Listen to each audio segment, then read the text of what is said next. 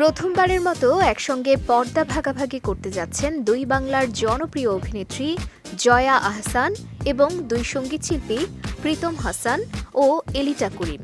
সম্প্রতি এলিটা ও প্রীতমের সঙ্গে নিজের একটি ছবি ফেসবুক পেজে শেয়ার করেছেন জয়া নিজেই।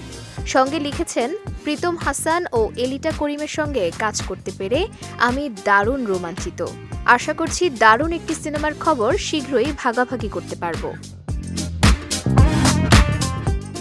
নতুন সিনেমার বিষয়ে গণমাধ্যমে জয়া বলেন, আমাদের তিনজনের প্রথম একসঙ্গে কাজ, দারুণ অনুভূতি। শুটিং করেছি, আড্ডা দিয়েছি। তারা গানের মানুষ, প্রীতম তো নিয়মিত অভিনয়ও করে। আমাদের যে ধরনের গল্পে অভিনয় করতে হয়েছে তার মধ্যে সময়ের দারুণ উপস্থাপন খুঁজে পাবেন দর্শক। জানা গেছে, সিনেমাটি নির্মাণ করেছেন তরুণ নির্মাতা সাদিয়া ইসলাম।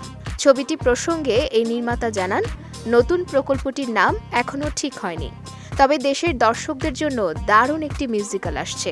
250-টিরও বেশি ডিজাইন অপশন নিয়ে ওয়ালটন স্মার্ট ফ্রিজ, বোঝে আপনার প্রয়োজন। সাদিয়া ইসলাম বলেন, মিউজিক্যালটিতে সময়ের গল্প তুলে ধরার চেষ্টা করেছি। সামাজিক একটা সংকট এতে রয়েছে, যে গল্পটি আমাদের চারপাশের।